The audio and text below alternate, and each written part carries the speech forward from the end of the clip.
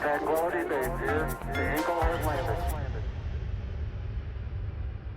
And it is time for another episode of A Little Off the Top with your hosts, Hannah and Noah. That's my name. That's our names. We're the hosts here. Hey, let's give it up for us. Yeah. Woo!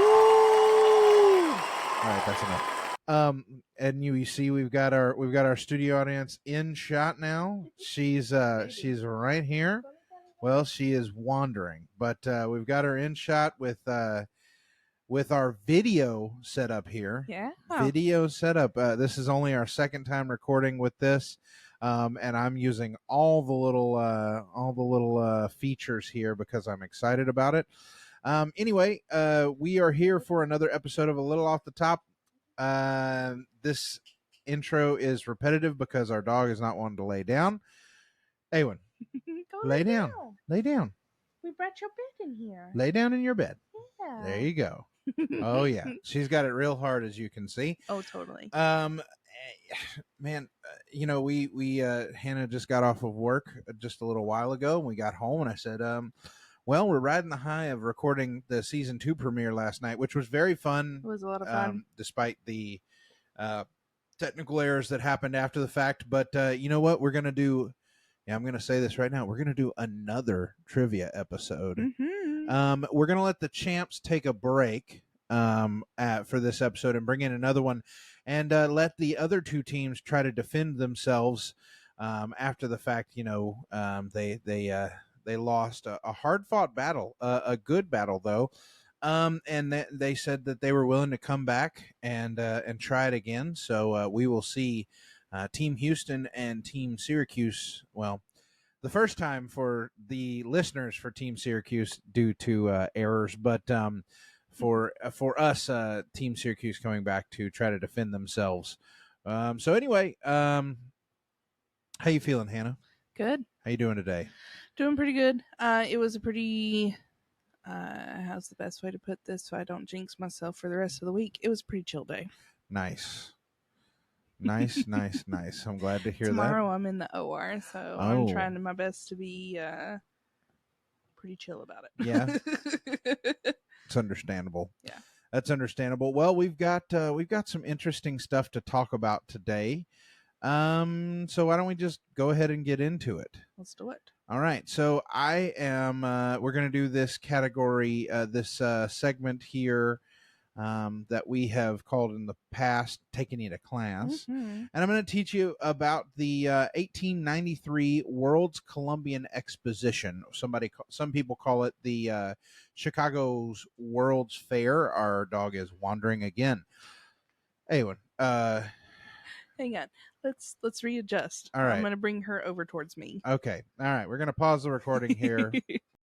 All right, with a slight studio reset here. We're starting out strong for season 2, aren't we? It's okay. It's with growth comes growing pains. Sure, that's right. All right, well, we're trying to grow. Yep, you're making. I know I'm making so much noise. I'm done. Okay.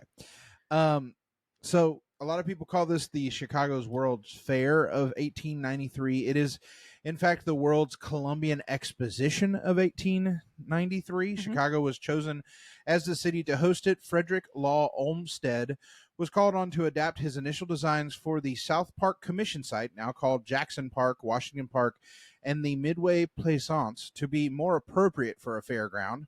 Olmsted would collaborate with architect Daniel Burnham to create the Venetian waterways and natural areas for quiet reflection, contemplating the grand architecture of the fair. This collaboration between the two men would help launch the City Beautiful movement, promoting the inclusion of green spaces in urban cities centers to improve the community's morale and quality of life. So 20 years before the exposition, Olmsted and Calvert Vaux had conceived of lushly planted lagoons for this area of Chicago, which would finally come to fruition. So anyway, he explained it that his goal in the design of the Chicago's World Fair was to, quote, establish a considerable extent of broad and apparently natural scenery, in contemplation of which a degree of quieting influence will be had, counteractive to the effect of artificial grandeur and the crowd's pomp, splendor, and bustle of the rest of the exposition. You can tell that that was in the 1890s. No one talks like that anymore. No. But anyway, so the thing about this is that there were a ton of inventions that we know of today that were done at this Columbian Exposition, World Fair, whatever you want to call it. So we're gonna talk about each of these and kind of their origins and stuff like that. And then there's a little bit else, a little bit. What's the word I'm looking for? There's some other intrigue to Okay. this. So we're gonna start out. Cracker Jack popcorn was invented and was started here. So the go-to snack at a baseball game, I don't know if that's necessarily true anymore, but even included in the Take Me Out to the Ball Game song, was first introduced at the Chicago's World's Fair. So was that the first? Isn't that Cracker Jack is like a caramel popcorn, right? Yes. So it's peanuts and popcorn mixed together, and peanuts and popcorn, caramel popcorn in today's iteration. And what it says is no one had ever added peanuts to popcorn. And when a salesman at the fair first tried the snack, he yelled at Cracker Jack, which at the time meant wonderful. Oh, that's cute. And so the two brothers, Frederick William Ruckheim and Louis Ruckheim, first began selling popcorn after the Great Chicago Fair. While they would create several candies and snacks, Cracker Jack was their most famous by far. So yeah, I mean, it's the more you eat, the more you want. That was their original slogan for it, and it was introduced there at the Chicago's World's Fair.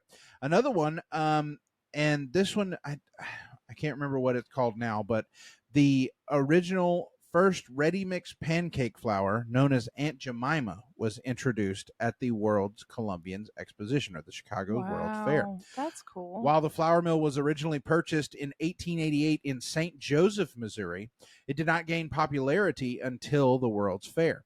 When the news of the fair was announced in 1890, mill owner R.T. Davis wanted to introduce his product to a wider audience, but felt a living persona, Aunt Jemima, would help the product gain traction. So Davis found Nancy Green, a former slave working as a domestic in Chicago, to be Aunt Jemima and prepare pancakes on the grounds of the fair to visitors from all across the world. It was a big deal when she got picked. Yeah. It was a big article, she was a businesswoman herself. Yeah, so this was how her career started. She got selected to be the face of, I can't remember what they call it now. What is Aunt Jemima called now? Aunt Jemima rebrand. It's now called Pearl Milling Company, Syrup and Mix. Yeah, so she was the brand and logo for 130 years. Wow. She was the brand and logo of the product.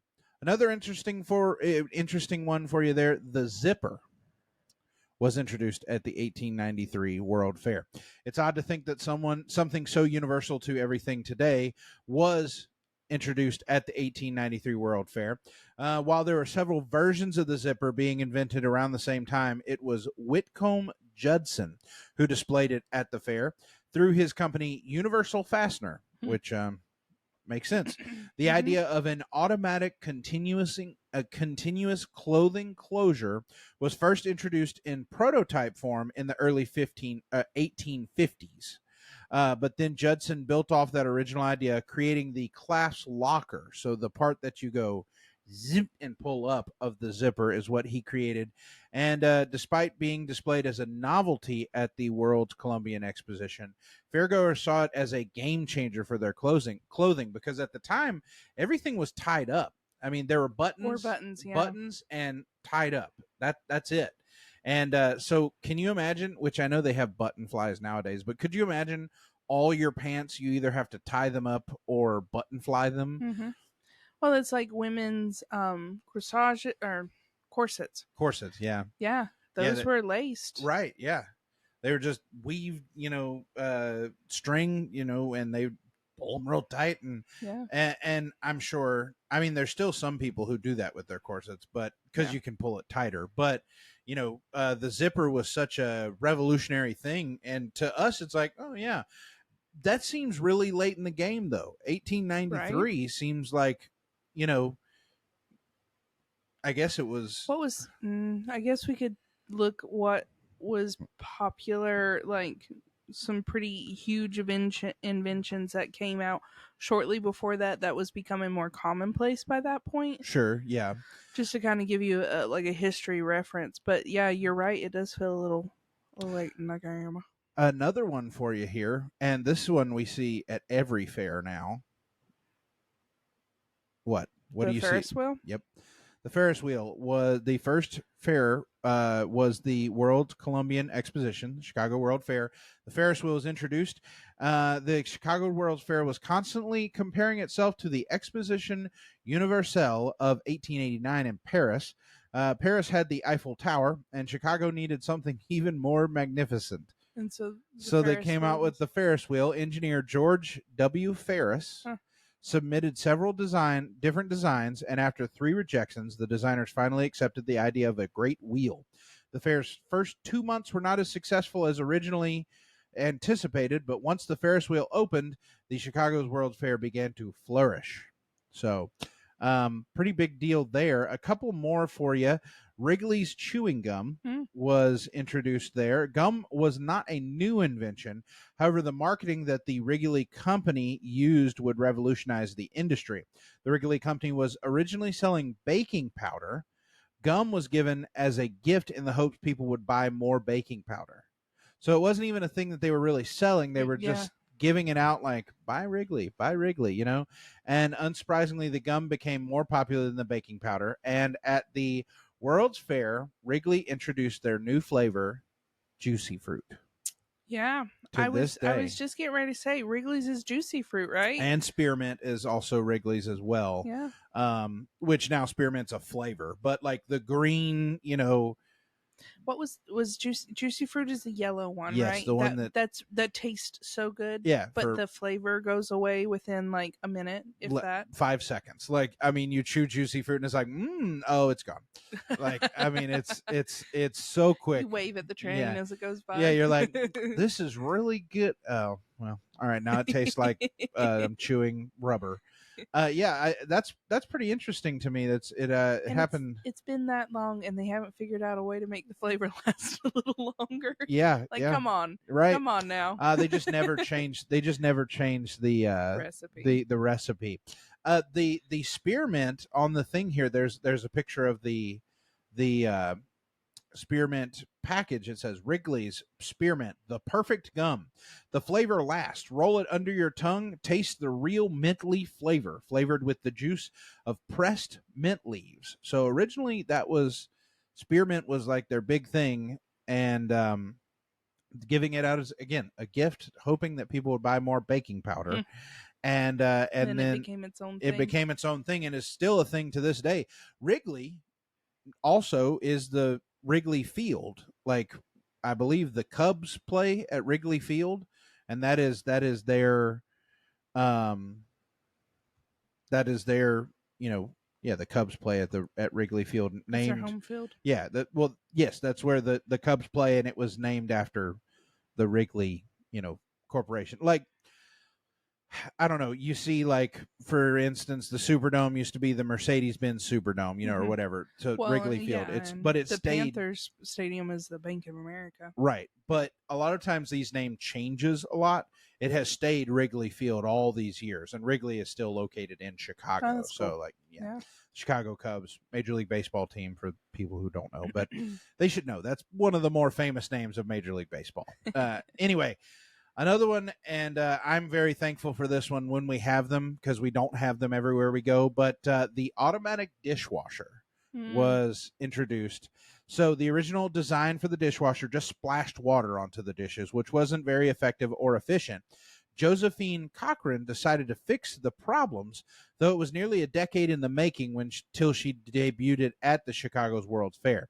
In 1886, she invented her first machine, though she received no investors because she was a woman. Yeah. At the Chicago's Columbian Exposition, Chicago World Fair, Cochran got the chance to get her dishwasher in front of an audience, displaying to curious crowds her invention, which was capable of washing and drying 240 dishes in 2 minutes.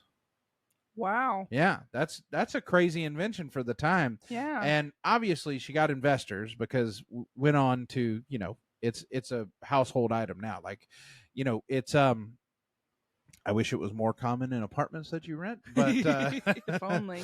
I miss having a dishwasher. We have You them. got spoiled in Wisconsin. Yeah, we get them periodically, and they're very nice when we do get them. I just want to stop for a second to say it's crazy how many inventions that are household names were all made at this Chicago's Yeah. World Fair. I mean, the Ferris wheel, is something you see. It's ubiquitous to fairs. When I say the word fair, you think Ferris wheel. immediately. Yeah. That's the thing. And Yeah. so I think of that, and I think of carnival food. yeah, pretty much. That's Yeah. the first two things. I'm gonna adjust this camera for just a second. I know the people who are just listening and not watching video loved hearing me say I'm going to adjust the camera. A video available exclusively on Spotify. I think I'm supposed to say that, but anyway.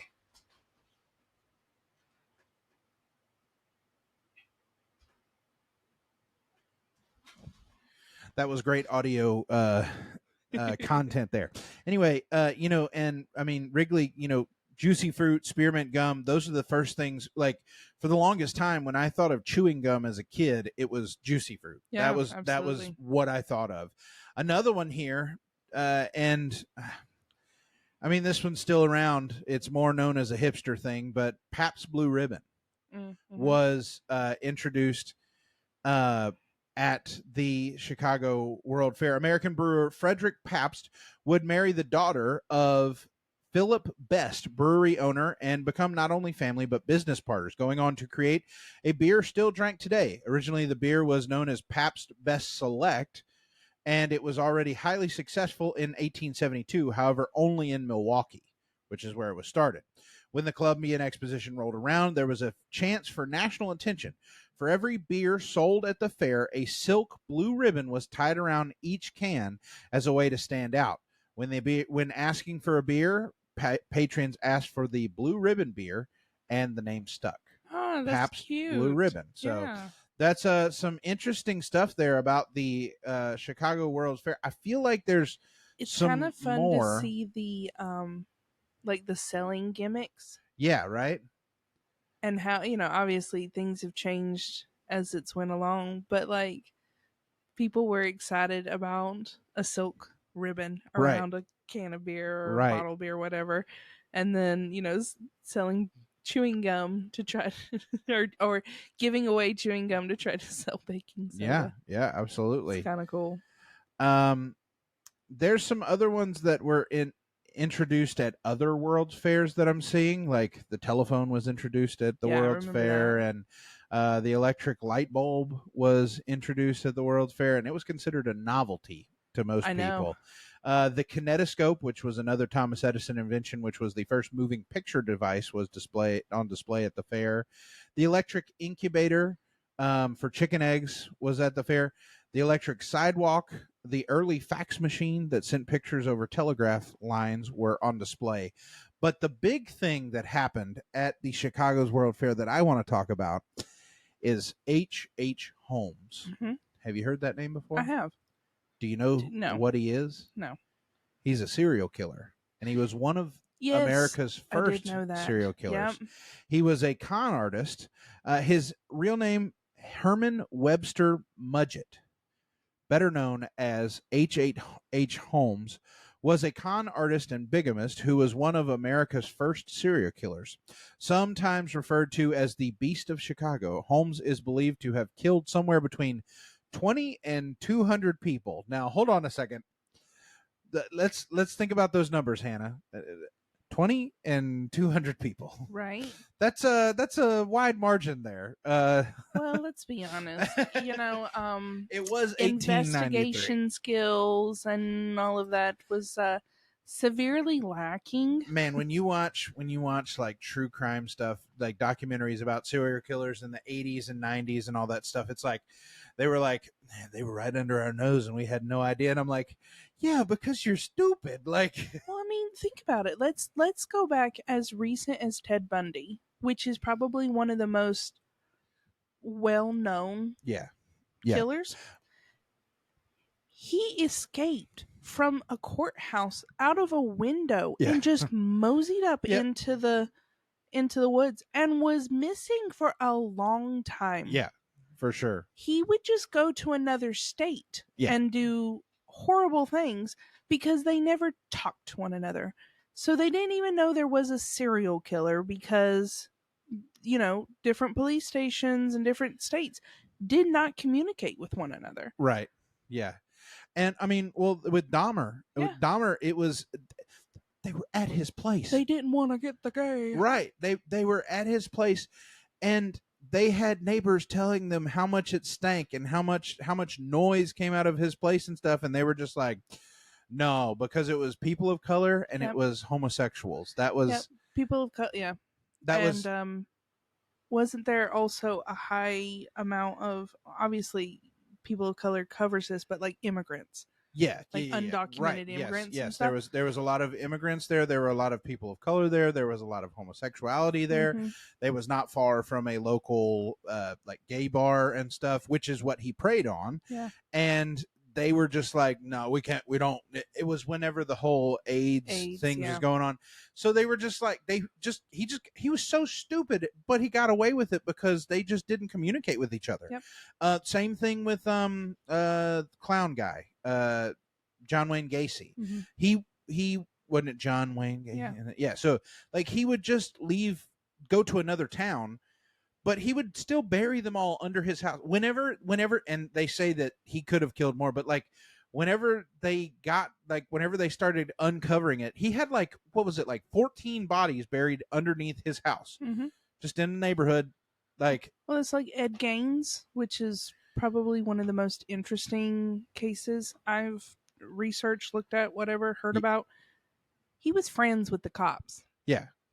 And they would just tell him all of the like leads that they had been given and all of the things that had been said to him, and he distracted them and would be like, oh, I wonder if anyone's thought of this, and like would change their minds on stuff. And then when someone pointed out and was like, what about Ed, they're like, not Ed, Ed's our buddy. Couldn't be Ed. Yeah it's yeah. And unfortunately there's still a lot of that good boy system. So anyway, getting back to H. Holmes, though, let's give you a little. So he's been referred to as the Beast of Chicago. There's also a best-selling book that is called The Devil in the White City. That his crimes inspired this best-selling book. I kind of want to read it now that I've done a little research about him and stuff. So, like I said, he was believed to killed between 20 and 200 people. He killed many of his victims in a specially constructed home, which was later nicknamed the Murder Castle. Apprehended in 1894, he was hanged for his crimes 2 years later. So let's get into him a little bit and talk about his life and how this does relate to the Chicago's World Fair. It all relates. I promise it does. Oh, yeah, no. So I remember. I remember this. I've listened to a true crime podcast about him. Well, I'm sure there are plenty of them, and I probably won't be as good as them, but we'll talk about it a little bit. So H. Holmes was born, like I said, as Herman Webster Mudgett, circa May 16th, 1861, in Gilmanton, New Hampshire, which this makes a point to say he was a Taurus, whatever that means. Born into an affluent family, Holmes. They wanted to make sure we knew his astrological Yeah, it has right here. sign. It says full name Herman Webster Mudgett, born May 16th, 1861, died May 7th, right before his birthday, Wow. in 1896. Born in Gilmanton, New Hampshire, astrological sign Taurus. Taurus. I'm sure that means something to somebody. Anyway, born into an affluent family, Holmes enjoyed a privileged childhood and was said to be unusually intelligent at an early age. Still, there were some haunting signs of what was to come. He expressed an interest in medicine, which reportedly led him to practice surgery on animals, which that's one of the three. Yeah, the three pillars. That's a thing that it isn't that that's something that Dahmer did when he was younger as well. Yes, I believe. Anyway, yeah, because he studied taxidermy. Yes. Yeah, and he would just do random things on animals in his shed. Well, I'm pretty sure it was Dahmer who that was like a way that he connected with his father. Yes, it because was. his father Yep. was a taxidermist or something. He was into animals, into hunting or something. Yeah, something. Anyway, all right. So some accounts indicate that he might have been responsible for the death of a friend. So Holmes' life of crime began with various frauds and scams. As a medical student at the University of Michigan, he stole corpses and used them to make fake insurance claims. Holmes might have used the bodies for experiments as well. So very early on, he started with animals. Then he became, a con man, and eventually went to be a medical student and used the corpses to make money off of insurance claims and stuff. It's kind of scary how easy it was to steal a corpse that was donated for to be a cadaver, medical research and stuff. To be a cadaver. So in 1885, Holmes moved to Chicago. He soon found work in a pharmacy using his now infamous alias, Dr. Henry H. Holmes. He eventually took over the business and was later rumored to have killed its original owner. Holmes had a 3-story building constructed nearby, creating an elaborate house of horrors. So the upper floors contained his living quarters and many small rooms where he tortured and killed his victims. There were also trapdoors and chutes that enabled him to move the bodies down to the basement, where he could burn the remains in a kiln or dispose of them in other ways. So during the 1893 Columbian Exposition, Holmes opened up his home as a hotel for visitors. So people, they're looking for a place to stay and stuff like that. Unfortunately, many guests didn't survive in what became known as the Murder Castle. Many of these victims, no one knows for certain the total number, were women who were seduced, swindled, and then killed. So he had a habit of getting engaged to a woman only for his fiancée to suddenly disappear, and other victims were lured there by the offer of employment. So he saw this opening. He's like, I've got this big house that I use as a torture chamber, and I'm going to use this to lure people in, and from there do what I do, type of thing. And so there's an interesting thing here that history.com says that this could be a myth. It could not be a myth. History channel, history.com.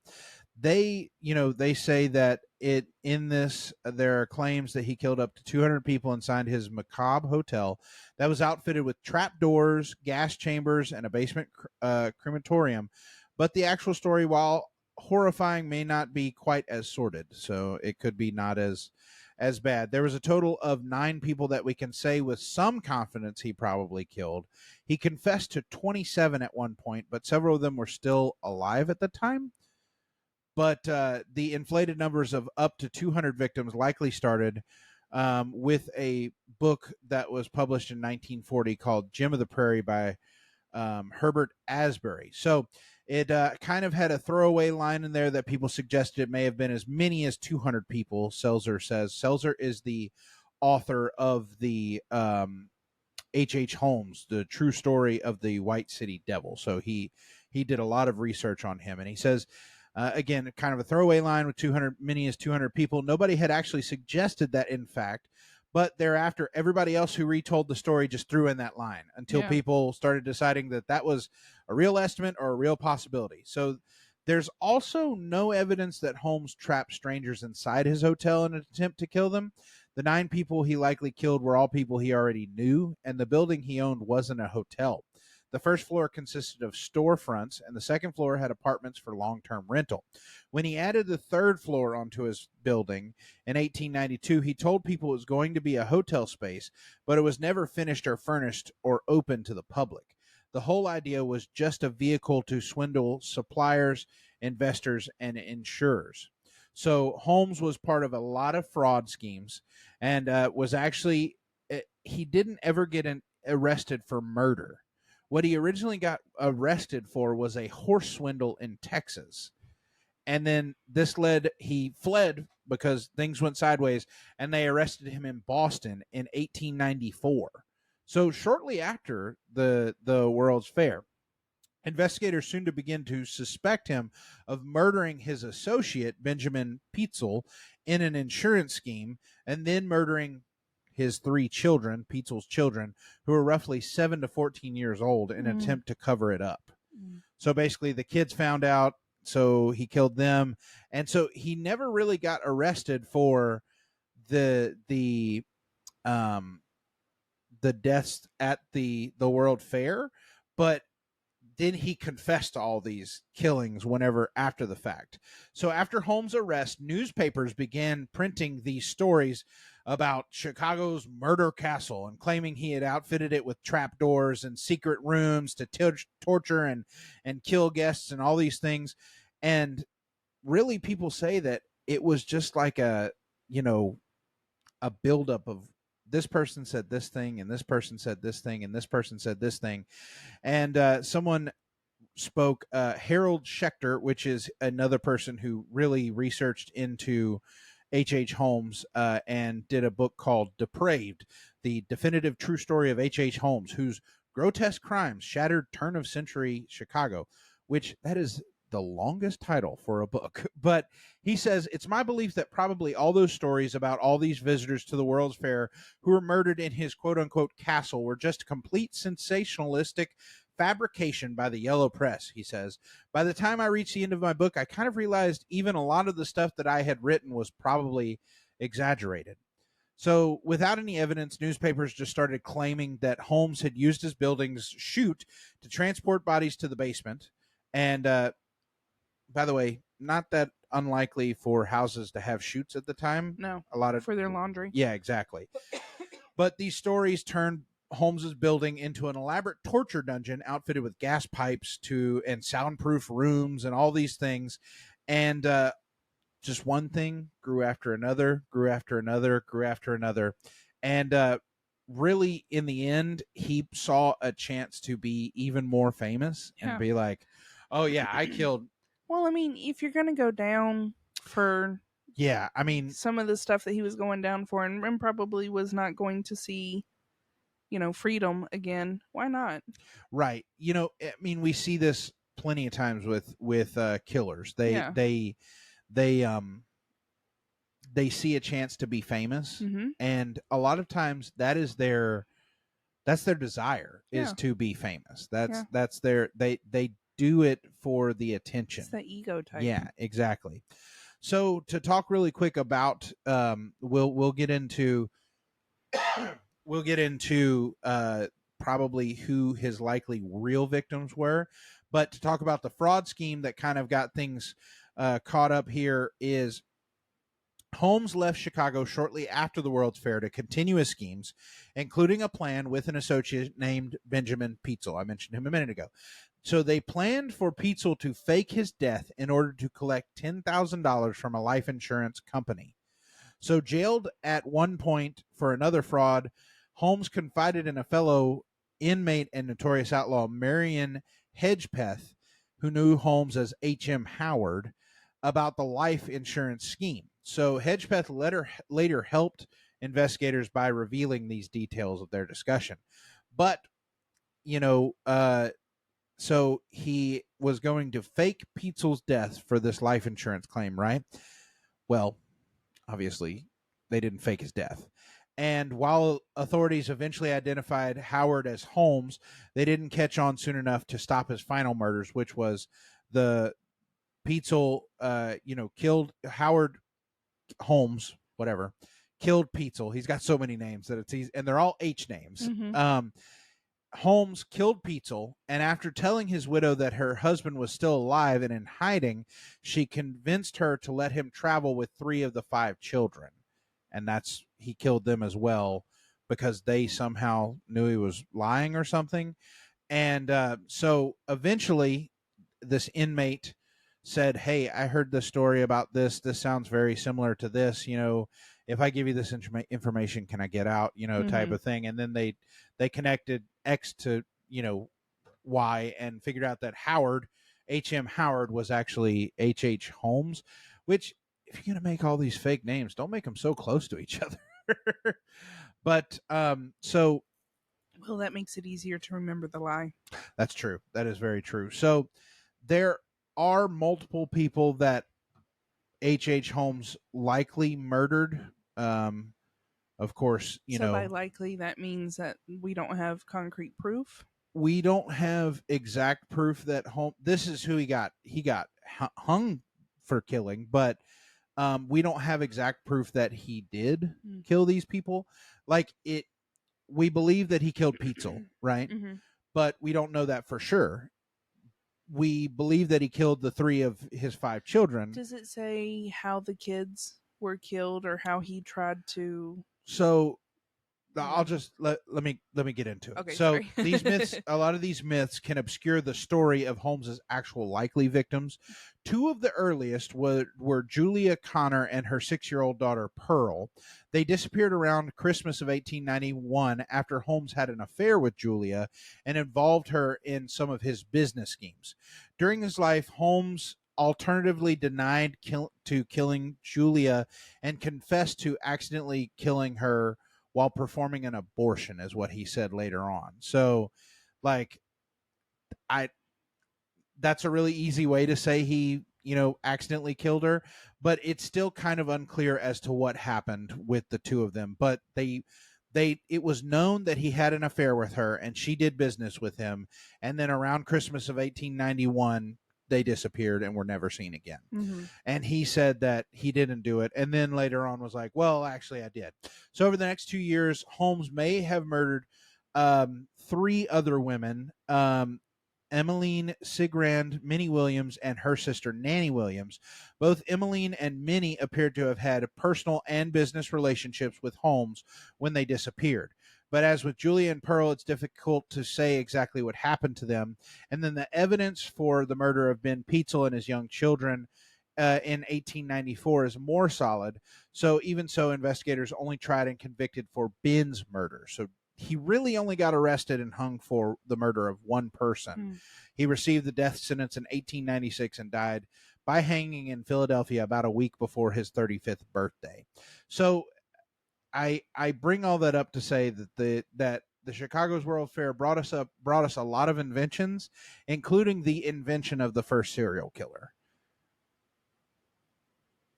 The first documented. So he was maybe not the first one, but he was the first one that was so big in the media. Yeah. Because the media stretched the story so much. And so we see all these crazy inventions, and then we see this invention of the media invented the serial killer. Yeah, absolutely. They saw the chance of H.H. Holmes being this big, story, and they just went for it. And they stretched it bigger and bigger. It's kind of like the story of the bass, Yep. It's like I caught it this big, and first it's 8 inches long, and then it was this big, and it's actually a foot long. It was this big, and he's got his hands stretched 3 feet, and it weighed 46 pounds. Yeah. I don't know why I'm going into that voice, but who knows? That's okay. Because I've heard that story plenty of times before. But anyway, it's I just thought that was an interesting collection of affairs there, all from one affairs. Thank you. All right. About the Chicago World Fair there. So I thought I'd teach you that a little bit there. We do have time for a little bit more on this episode. We're running short right now. If we want to talk about something else, if you've got any ideas. I was trying to look and see when the term serial killer was originally coined. This one, this one thing is fakehistoryhunter.net. They say that the serial killer was not coined by the FBI in the 1970s, which is what apparently a lot of people think. Yeah.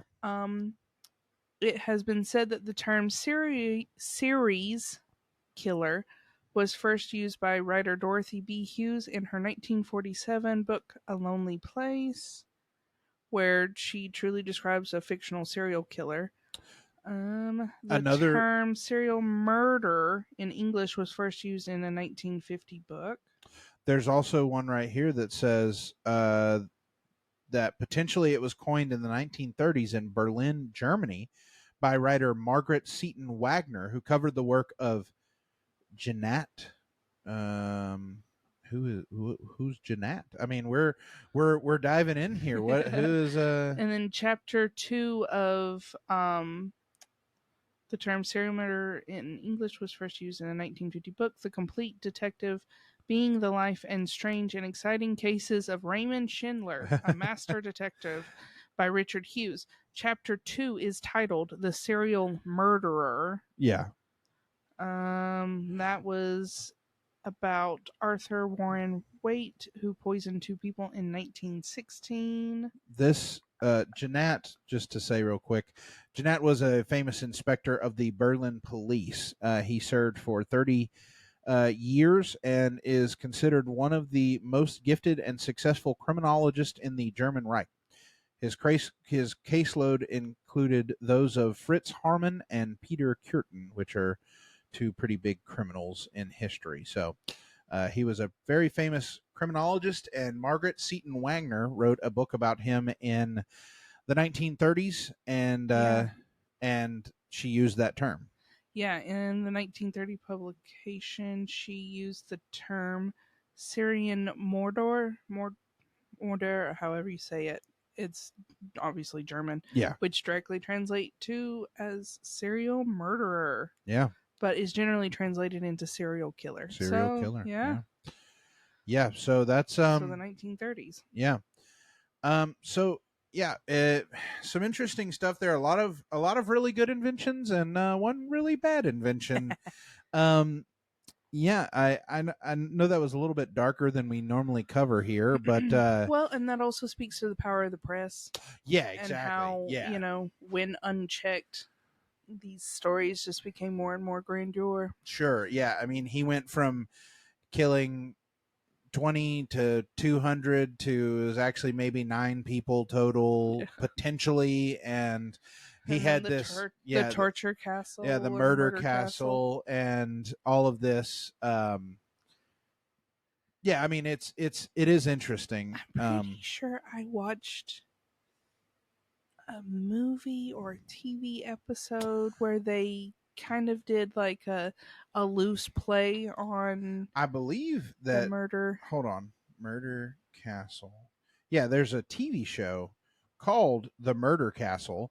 It's a documentary that has 1 season with let's see, it has 3 episodes, so it's just a short docuseries that has dramatizations in it about the Murder Castle.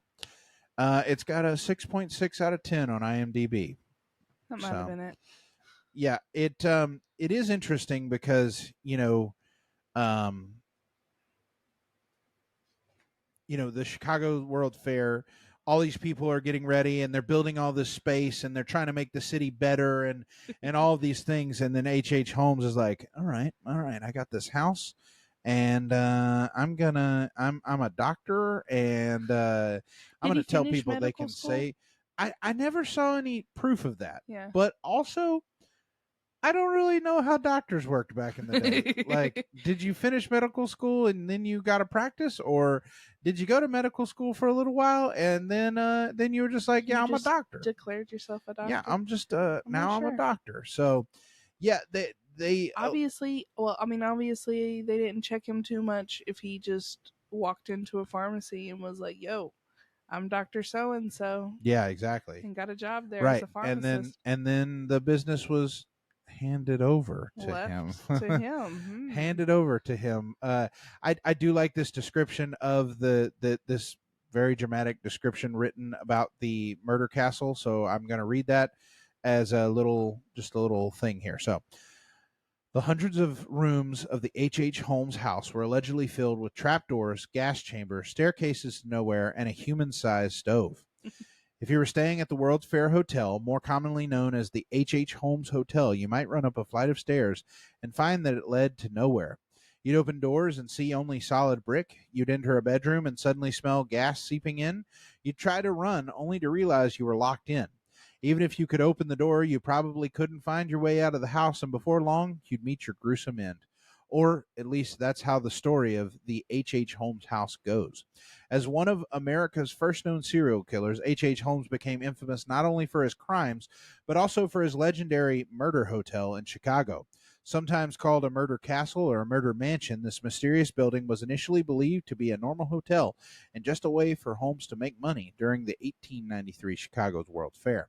But a police investigation later revealed something far more sinister. While it remains unknown how many people Holmes murdered in his house, he once boasted of killing 27 people. However, some estimates claim the actual murder number may have been as low as 9 or as high as 200. In recent years, some historians have cast doubt on whether H. Holmes' house was really a murder castle at all or just a place for fraud to run abound. So that's just a little thing written by someone on allthat'sinteresting.com. All that's interesting.com. So yeah, it says there's a Murder Castle movie here. A TV movie from 2005. I don't know. Anyway, That might have also been what I watched. I just maybe. remembered watching something about it. Yeah, it is. I'll give it that. It's an interesting story for sure. Mhm.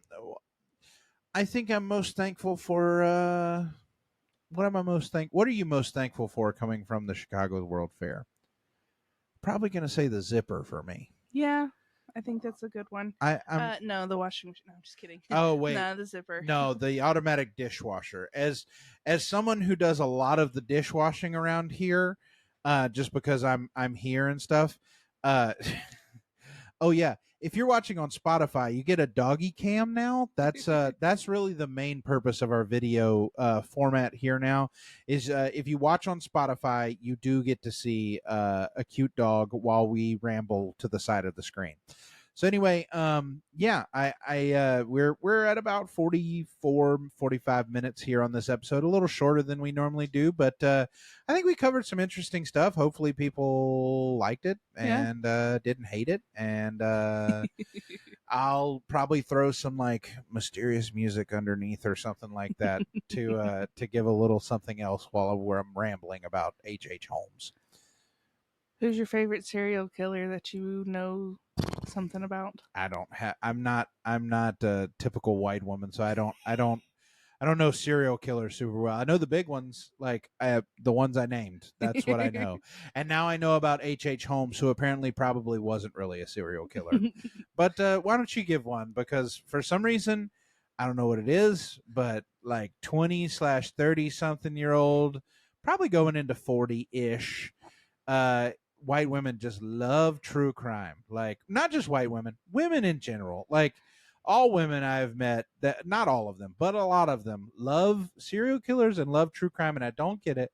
I don't understand it, but go ahead and tell us why, and then Oh no, I'm not gonna get into why, because okay. if I'm gonna talk about this guy, I'm gonna I'm going to talk about him. Okay. You know what I Well, mean? you just give us But Ed Gaines, Ed Gaines. Okay. I think his is one of the more interesting ones with the psychology and stuff behind it. Well, we could do an episode where you teach me about Ed Gaines. How about that? All right. All right. I don't know how family friendly. No, I'm just kidding.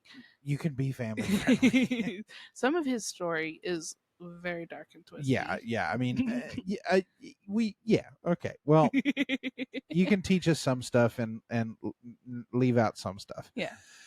All right. Well, I think we're gonna call it here. We're gonna have a short episode. It got a little dark there, but I think it's interesting still. Yeah. It's interesting to learn about history and the way that media turned someone who really was just kind of a run-of-the-mill criminal. Mhm. Like he was not this giant killer that history has made him to be. He was a con man more than anything. Like he had to be somewhat charming to have like fiancés. Yeah. You know what I mean? Yeah, right. And to be a successful con artist, you have to be charming. I will say the psychology behind, I don't know why I said psychology so weird there, but the psychology behind like crime and serial killers and things like that is very interesting because it is there's a lot that goes on in the mind of these people, which I'll say Criminal Minds does a good job talking about that. I don't know how accurate all of it is, but it is interesting still.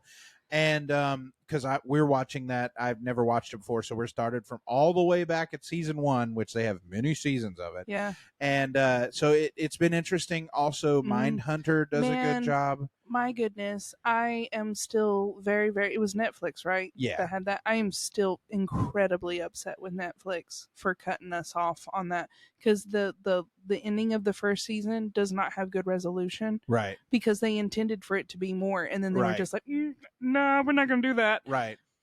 Also, the Netflix, you owe me. the Dahmer show as well did a good Oh, job of so showing good. Dahmer's, the complexity of his mind and stuff like that. The movie with what's his name? Zac Efron. Yeah, playing Ted Bundy did a good job of showing how charming he was and Yeah. how women were in love with him. Yeah. I mean, they were sending him letters while he was in jail about being in love with him. I still don't understand all that. It's so crazy, but it is interesting. Yeah. It's sad and it's scary, but it is very interesting. It yeah. is very interesting. So, anyway, yeah, I don't know. This was a little bit darker than we normally go, but I guess it was interesting. So I thought I would indulge you a little bit because you do like these topics. Thanks. You like this topic, like true crime and stuff like that. I'm not really into it, but anyway, yeah, we're gonna call it here. So that's another episode of A Little Off the Top with your hosts, Hannah and Noah. Thank you so much for tuning in. Rate us 5 stars where you can rate us 5 stars. If you enjoyed it, share it with your friends. And if you didn't, what should they do, Hannah? just ignore it. Yeah, that's right. Eowyn, hey. You can watch and see the cute puppy. Yeah, you can watch and see the cute dog right here, right here. You can see her. I just shook the camera by stomping my foot. They can't see me pointing, but it's over there. Anyway, watch on Spotify. We won't have every single episode with video, but some we will. And for fun, just to throw it in here and there. We'll have another trivia episode coming up before too long as well. So thank you for listening. Bye-bye. Bye.